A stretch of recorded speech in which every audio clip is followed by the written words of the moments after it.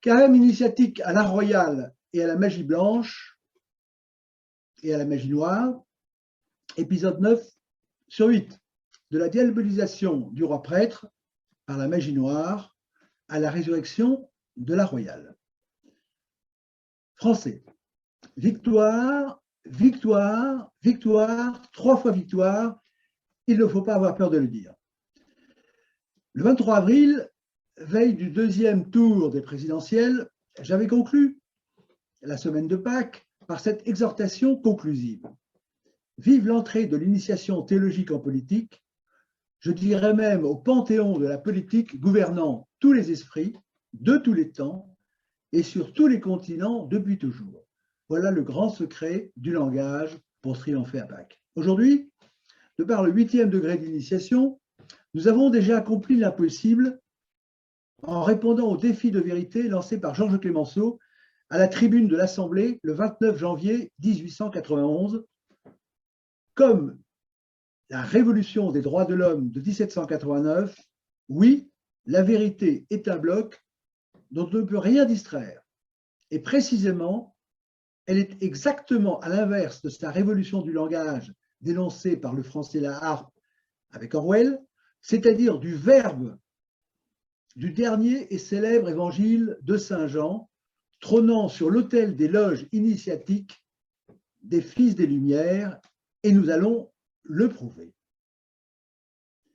Ce qui était encore impensable, informulable, inconcevable le 5 mars dernier, donc il y a 2 mois, à peine, lorsque nous avions lancé notre carême initiatique à l'art royal et à la magie blanche, la magie noire, ce qui n'était venu à l'esprit de personne, ce qui n'avait jamais été ni ambitionné, ni tenté, ni imaginé, cette quête de l'impossible rêve a enfin été accomplie et mis en théorème à Pâques, gravé dans le marbre en ces termes. Mettre la théologie à la tête et au centre de la politique, comme l'alpha et l'oméga de la victoire, comme une nécessité indiscutable, allant de soi, comme une question de survie et non de choix, voilà le grand secret de la résurrection de la France pour triompher du plafond de verre d'aveuglement, la mettant au tombeau et inventer le nouveau langage politique d'invincibilité théopolitique de la victoire, menant à la victoire. Pour conclure, quoi qu'il en soit, le grand combat ne fait que commencer et nous disposons déjà des armes de la victoire, in hoc signo vinces, exigeant de gravir encore un 9e degré d'après le 2e tour des élections présidentielles 2022. Victoire initiatique est donc, hors la méthode théologico-politique, pas de salut. Avec elle, nous tenons l'arme de l'invincibilité absolue qui va nous permettre de nous hisser au-dessus du plafond de verre, de surmonter le champ de bataille pour dominer la situation, pour nous placer au centre du jeu de dupes et décapiter les fausses idoles d'aveuglement qui nous tiennent en esclavage et, plus que de nos vies, nous dépossèdent de nous-mêmes, de notre raison d'être et de notre finalité. À ceux qui voudraient encore douter de cet impératif théologico-politique de survie, n'oubliez pas que la science, oui, la science, qui a fait la gloire de l'Europe, est sortie de la théologie elle-même et de l'ordre divin préétabli des Grecs, que c'est des monastères médiévaux qu'est partie sa Renaissance, et que c'est des universités médiévales d'alors, avec au premier rang la Sorbonne, que s'est diffusée la quête d'universalité, c'est-à-dire de catholicité. Et ce n'est pas pour rien que le droit au blasphème, c'est-à-dire son devoir, a été proclamé par Macron en ce lieu de la Sorbonne, dont la théologie fut le nec plus ultra pour maintenir dans la servitude et dans l'esclavage théologico-politique toutes les populations. Car nos maîtres usurpés, dont Macron n'est que le valet, eux qui nous interdisent les voies du savoir, ce que nous avons vu au 6e degré, par leur plafond de verre théologico-politique, se réservent à eux seuls les clés de la juste connaissance théologico-politique. Je vous le prouverai. à l'image des maîtres de la Silicon Valley, de haute technologie, les patrons du numérique, qui interdisent les écrans plats, ces plafonds de verre de l'intelligence. Bon. Alors, propres enfants, pour leur réserver la haute science du soft power initiatique et les préserver de l'abrutissement général réservé aux autres enfants. Hors de la théologie, pas de salut. Oui, c'est grâce à ces armes que nous allons pouvoir couper la tête des idoles d'aveuglement et d'asservissement criminels et non plus seulement du savoir, qui nous imposent concrètement leur adoration à l'image du culte de la vaccination miracle, ayant fait l'objet de l'accès à la terre promise de libération qu'elle nous avait pourtant annoncé, un mythe, puisque nous n'avons pas atteint cette terre promise de la santé pour tous. Donc, tous vaccinés, tous protégés, nous disait-on. Nous avons déjà mis à bas l'idole des droits de l'homme, à l'épisode 4 de l'initiation de l'esclavage au nom des droits de l'homme. Nous allons faire bien plus et décapiter toutes les initiations porteuses de sa magie noire, en les réduisant à la seule figure de l'inversion, principe théologico-politique numéro 1 de notre carême initiatique. Bien plus, nous en leur relèverons la figure théologico-politique suprême, invisible aux yeux du profane et pourtant exposée aux yeux de tous, au lieu historique le plus emblématique de la dite République que nous avons, c'est-à-dire sa divinité secrète. Et juste en introduction, je vous dirais, Napoléon disait que pendant la Révolution, les Français n'avaient jamais manqué de roi. Et là, il s'agit de la divinité secrète. Nous allons remonter aux sources de la pyramide initiatique, retrouver la suprématie du ciel de l'intelligence, des idées, des symboles et du réenchantement de la magie théologico-politique bienfaisante, testée, tracée, isolée, décapitée ou consacrée. Je pense que ça vous dit quelque chose. Pour éradiquer les virus de la magie noire, révéler sa divinité cachée pour lui donner un coup d'arrêt fatal en la mettant en pleine lumière et ainsi, à contrario, pour nous mettre en mesure de contrôler toute chose à l'aune du discernement des esprits recouvrés et de la discrimination retrouvée du bien et du mal, du vrai et du faux, du laid et du beau. C'est ainsi que grâce à notre méthode et au nouveau langage théologico-politique en résultant, nous allons reprendre nos armes d'invincibilité à nos propres ennemis perfides qui s'en étaient emparés pour les retourner contre nous. Nous remplirons ainsi dans nos têtes le vide théologique de ces catégories suprêmes qui permettent à la pègre élective, aux ordres des lobbies, de prendre le pouvoir aux élites à nos dépens, aux véritables élites, et par là même de recouvrer nos libertés. Nous savons que les élites sont celles qui sont reconnues comme les meilleures, et non pas les apparatchiks du premier rang. Donc voilà l'arme invincible que nous apporte l'alpha et l'oméga de la théologie catholique, comme fruit de magie blanche, du pacte de vérité personnelle que nous avons passé, nous l'espérons tous, pour nous, purger du mensonge et de la triche. C'était au premier épisode de notre initiation. Ceci avec ces trois clés du premier degré d'initiation, comme je viens de le dire. 1, celle du diable qui est le singe de Dieu. 2, celle de la division en blocs magie noire et blanche. Et 3, celle du principe d'inversion qui fait que diable, magie noire, mensonge et magie noire se déduisent par inversion théologique de leur contraire. Mécanique, on ne peut plus simple. C'est ainsi qu'au seuil de ce 9e degré d'initiation, notre bonne nouvelle de Pâques 2022 est triple. 1, nous touchons au but de purgation initiative poursuivi depuis le 5 mars. 2, la liturgie de Pâques nous a révélé l'archétype de victoire sur la magie noire. 3, sa traduction théologico-politique nous donne la clé du grand secret du langage truqué de la magie noire, devant nous permettre de purger le plafond de verre d'aveuglement de la politique en vue de la résurrection de la France. Il faut être bien conscient de la situation. Français, vous avez vécu le pire depuis 5 ans.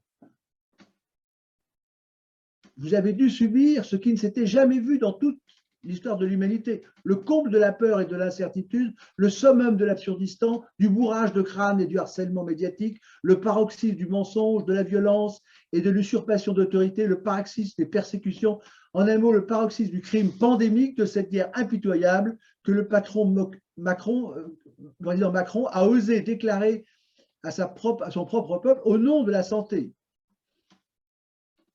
Macron a commis son génocide antisanitaire au nom du sauver des vies, quoi qu'il en coûte, et il continue à se prévaloir de la protection.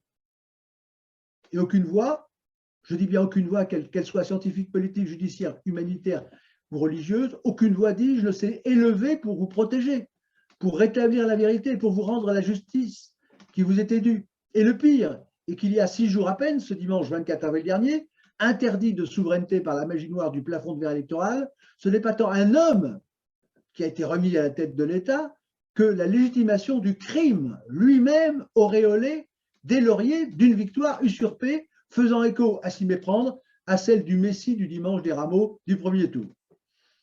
Et vous accepteriez d'en rester là comme frappé de stupeur par la victoire usurpée de ce nouveau tour de magie auquel vous n'avez toujours rien compris? Et vous vous résigneriez à continuer à subir une telle déchéance, un tel désastre, une telle ruine? Et c'est justement, c'est en révision justement de ce nouveau cataclysme que dès le 5 mars, j'ai lancé la reconquête de l'antidote à ce plafond de verre d'aveuglement, avec ce carême initiatique à la royale à magie noire. Voilà le grand secret du langage pour triompher de Macron à Pâques. Ce carême d'initiation politique et spirituelle visant à vous purger du plafond de verre d'aveuglement, de la magie noire, pour les reprendre à nouveau, pour vous rendre à nouveau voyant et entendant aux lumières ainsi révélées de cette magie blanche, pour vous faire recouvrer les armes d'invincibilité historique, intellectuelle, spirituelle, politique de la royale française, je dis bien la royale français, oubliée depuis 3 siècles, pour notre plus grand malheur. Et la bonne nouvelle, c'est que ce but est atteint, nous le touchons et sera décuplé par ce 9e degré d'initiation. Alors, premier point donc, de cette nouvelle semaine, l'initiation liturgique de la victoire par la foi. Par la foi. Le deuxième tour des présidentielles, 24 mars, dans l'octave de Pâques, coïncide avec le dimanche de Quasimodo ou in albis du mot latin alba, en raison des vêtements blancs des élus, blancs évocateurs, de magie blanche, que les néophytes revêtaient au baptême la nuit de Pâques et qu'ils déposaient 8 jours plus tard. Et nous sommes 8 jours après. L'idée dominante de la liturgie de ce dimanche octave rappelle que l'enfant spirituel, faite de foi et de simplicité, de docilité et de joie, convient toujours au chrétien, même s'il doit sans cesse progresser pour vaincre le monde et pour atteindre, par le témoignage de sa propre maturité dans le Christ, cet idéal. Comme accomplissement de la victoire de Pâques du roi prêtre, qui est Jésus-Christ, le message de combat théologico-politique du premier épître de Saint Jean, donc ce dimanche, du dimanche octave, 5, 4, 10, in albis, se résume en une seule phrase. Nous sommes vainqueurs du monde par la foi et par la preuve de saint Thomas. Le Christ est la vérité, car ils sont 3 à rendre témoignage dans le ciel, le Père, le Verbe et l'Esprit Saint, et les 3 ne sont qu'un. Et ils sont 3 à rendre témoignage sur terre, l'Esprit, l'eau et le sang, et les 3 ne sont qu'un. Le message pascal de la rémission des péchés de l'Évangile de Saint Jean, 20, 19, 31, est à mettre en parallèle avec l'urgence vitale, vous l'avez compris, de nous purger de la magie noire pour débloquer le point aveugle de l'intelligence, de faire ainsi voler en éclats le plafond de verre de cette magie noire. Le prêtre roi, et le mot évidemment est la clé, qui est Jésus-Christ, épître de saint Paul aux Hébreux 9, 2, 12, a triomphé par l'accomplissement des figures anciennes. Et là, nous sommes au cœur de ces figures accomplies anciennes, en particulier de son sacerdoce de grand prêtre. Citation, le Christ, lui, survenu comme grand prêtre des biens à venir, traversant la tente la plus grande et plus parfaite qui n'est pas faite de main d'homme, c'est-à-dire qui n'est pas de cette création, entra une fois pour toutes dans le sanctuaire, non pas avec du sang de bouc et de jeunes taureaux, mais avec son propre sang. Nous avons acquitté ainsi une rédemption éternelle. Et ça, nous retrouvons le signe de Jonas, du linceul de Turin, des 3 jours, qui sont évidemment en rapport avec le temple. Donc rappelons l'affirmation de la royauté de Jésus lors de son procès devant Pilate, Jean 18, 37. Donc c'est bien l'initiation de ce dimanche. Pilate lui dit, tu es donc roi? Jésus répondit, tu le dis, je suis roi. Je suis né et je suis venu dans le monde pour rendre témoignage à la vérité. Quiconque est de la vérité écoute ma voix. Autant dire que l'initiation de la liturgie catholique du carême présidentiel 2022 débouche sur le modèle politique du roi prêtre, issu du hoc signo vinces de l'empereur Constantin. En termes de théologie politique, depuis le baptême de Clovis, le roi des Francs sera le lieutenant du Christ, c'est-à-dire le second en politique, et non pas le premier. C'est le principe même de la royauté sacrée du droit divin, exactement inverse de la République laïciste, du devoir de blasphème de Macron. Donc, en conclusion de cette initiation liturgique, le roi prêtre, la royauté du droit divin, voilà le modèle politique français par excellence du Christ roi, révélé par la liturgie de la résurrection pascale, celui qui a créé la France, qui l'a portée au zénith et qui incline à sa résurrection.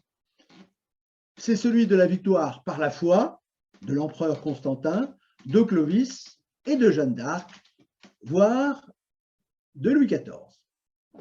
Donc, venons-en ensuite à l'initiation politique présidentielle, au rôle d'inversion entre illégitimité et légitime du plafond de verre d'aveuglement politique.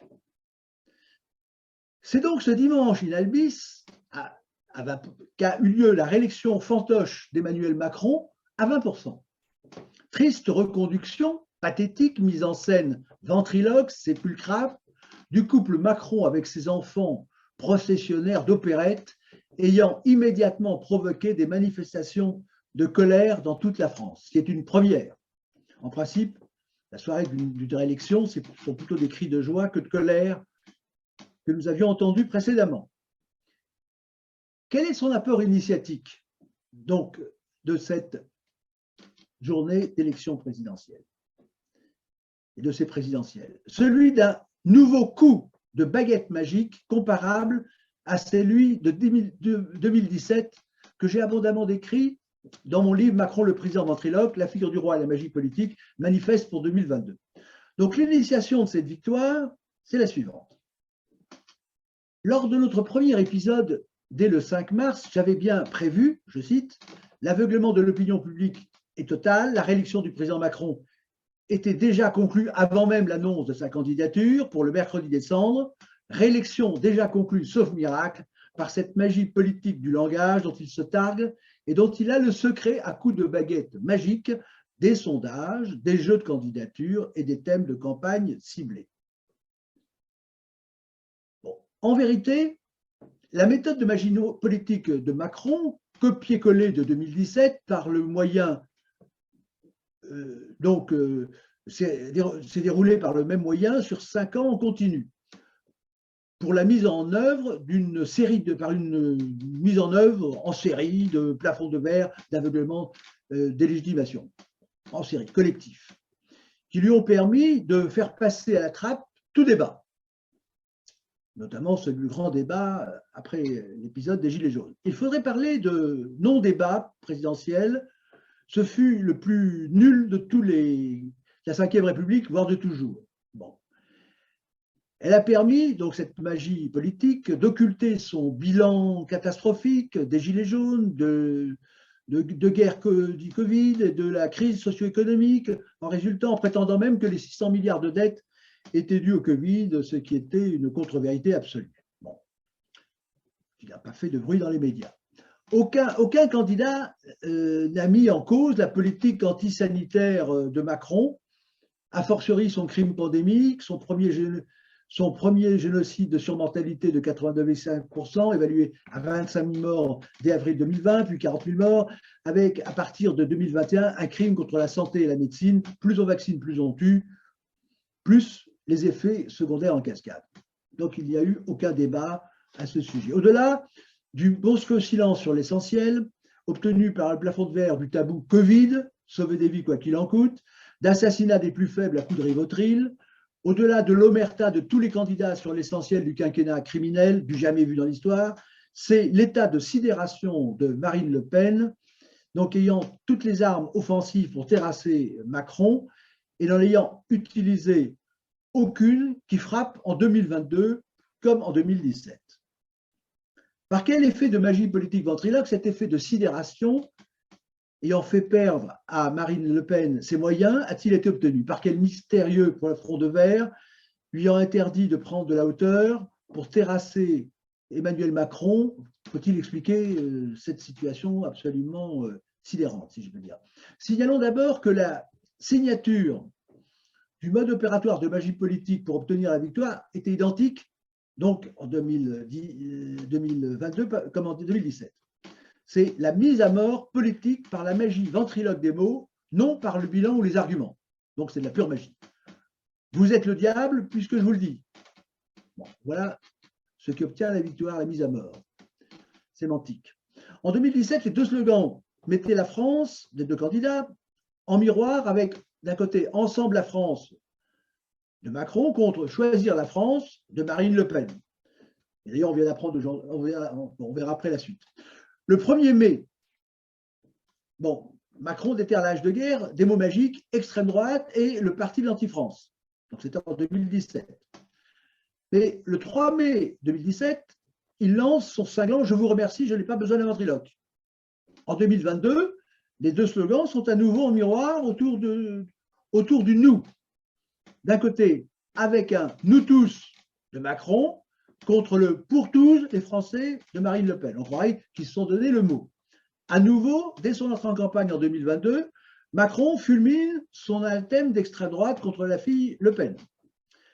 Le 20 avril, lors du débat entre les deux tours, Macron lui lance un offensant « C'est pas Gérard Majax ce soir, Madame Le Pen, arrêtez ça. Les chiffres parlent de vie derrière, mais la vie de nos commerçants, c'est ça la dette Covid. » Donc, encore un petit coup de magie. Voilà pour la mise en parallèle de la magie politique ventriloque. Mais en 2022, ce n'est plus Jeanne d'Arc qui est ventriloquée par Macron, c'est le spectre de Jean-Marie Le Pen, de son étiquette d'élégitimement d'extrême droite. Toute l'astuce de la déstabilisation lors du débat du 20 avril est dans l'absence d'utilisation du mot plafond de verre magique, décisif, martelé avant, comme il le sera après ce débat, extrême droite. Même si aucune mesure n'a été faite du décalage de voix dû à cette arme magique, il est certain que son effet déflagrateur de délégitimation a été décisif et explique l'écart imprévu du résultat final. Avant comme après le débat, c'est le plafond de verre de ce mot magique d'aveuglement, diabolisation, délégitimation de cet épouvantail apocalyptique représentant le diable absolu qu'Emmanuel Macron a utilisé comme rouleau compresseur de la stratégie de normalisation angélique, la bonne mère de famille et son chat, que Marine Le Pen avait construite sans relâche depuis l'éviction de son père, depuis le changement de nom du Front National en Rassemblement National et depuis son virage à gauche, toute. Les commentateurs du téléfilm Marine, l'obstiné, notamment sur BFM TV, ne s'y sont pas trompés. Ils ont bien noté que lors du débat de deuxième tour, Marine Le Pen n'a tiré aucun profit du bilan catastrophique, je cite, d'Emmanuel Macron. Ils ont relevé que tout ce qu'elle avait fait pour se démarquer de l'image de son père, de son Front National et de l'étiquette infamante d'extrême droite, tous ces efforts avaient été réduits à néant en un instant par le retour subit du système de diabolisation par la magie du qualificatif d'extrême droite. Qu'elle était présentée comme la fille du diable, que le clivage du terrain décisif choisi par Macron, disant aux Français solennellement c'est le choix entre l'extrême droite et ma personne qui avait été l'électrochoc décisif, à la fois pour faire perdre ses moyens à Marine Le Pen, mais également comme répulsif de délégitimation auprès de l'électorat pour la présenter comme pestiférée. Rien n'est plus destructeur que l'effet rapporté dans le point du 22 avril à ce sujet. À 3 jours du deuxième tour, tirant le bilan de l'entre-deux tours de l'élection présidentielle, Emmanuel Macron a affirmé vendredi donc, que son opposante Marine Le Pen était parvenue à avancer masquée. Citation. Cependant, que les fondamentaux de l'extrême droite sont là. Madame Le Pen, toujours citation, est l'héritière d'un père, d'un parti et d'une idéologie qui a aussi reposé sur beaucoup d'antisémitisme. Donc, c'est l'accusation qu'il a portée. L'initiation politique assez présidentielle, donc c'est bien l'inversion des rôles. C'est que sa magie politique a reconduit au pouvoir un homme détesté comme jamais, un fanatique du droit blasphème, donc un homme inéligible comme coupable de génocide sur sa propre population, en un mot, un homme frappé d'illégitimité absolue. C'est ce qu'a permis cette magie politique.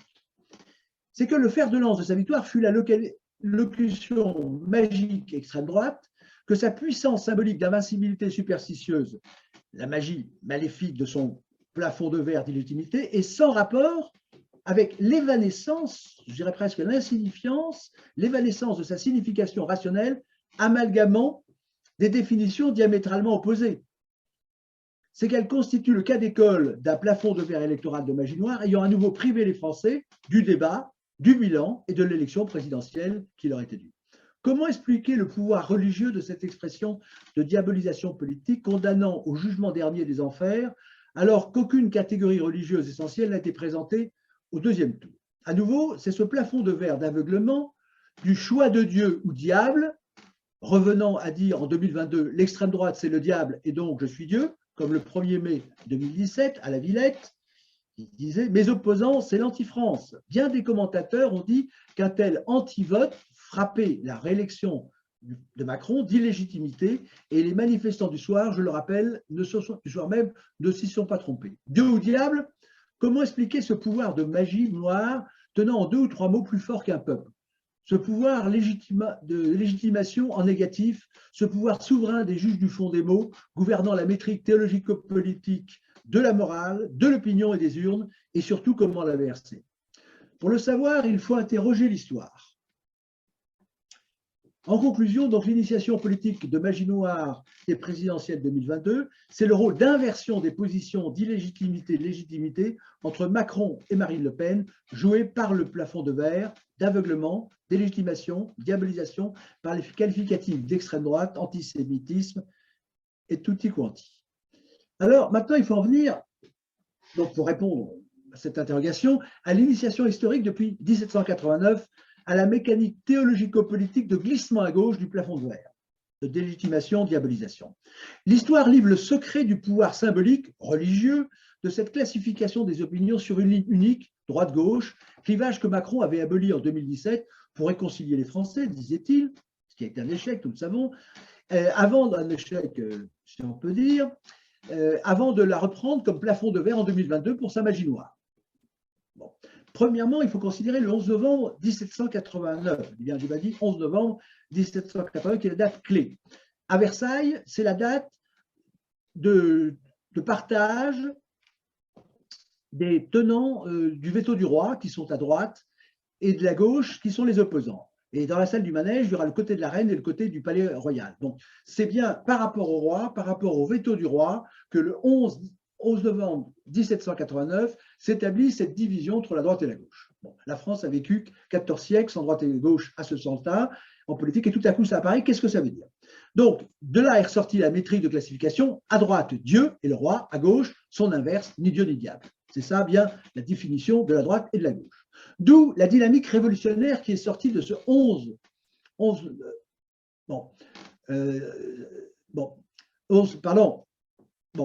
septembre, je dis en septembre, c'est pas 11 novembre, c'est 11 septembre.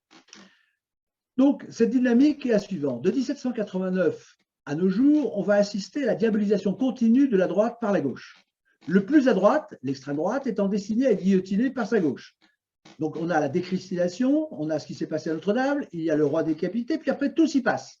Tous ceux qui sont les plus à droite sont décapités les uns à la suite des autres. Les Girondins, Danton, Robespierre, Madame Roland, et le plus drôle, c'est Camille Desmoulins, mais ils y sont tous passés, on pourrait voir les officiers, les ont passés. Donc, c'est vraiment le glissement à gauche, si je peux dire. On guillotine toujours ce qui est à l'extrême droite, tu veux dire. Et le plus drôle, c'est Camille Desmoulins qui, disant, avant de passer à la lunette, et c'est très intéressant de savoir ce que chaque guillotiné d'extrême droite, parce que Danton a été d'extrême droite, Robespierre a été d'extrême droite, Madame Roland a été d'extrême droite, enfin, ils sont tous d'extrême droite avant de passer avoir été d'extrême gauche, bien entendu. Et c'est Camille Desmoulins, celui qui a lancé la prise de la Bastille, qui dit « Ah, voilà le sort qu'on réserve au premier apôtre, le premier avocat de la liberté. » C'est très drôle. Donc, ce système de dynamique révolutionnaire, c'est un saucissonnage de l'extrême droite qui aboutit, effectivement, le dernier saucissonnage, c'est Marine Le Pen, à la deuxième tour des élections.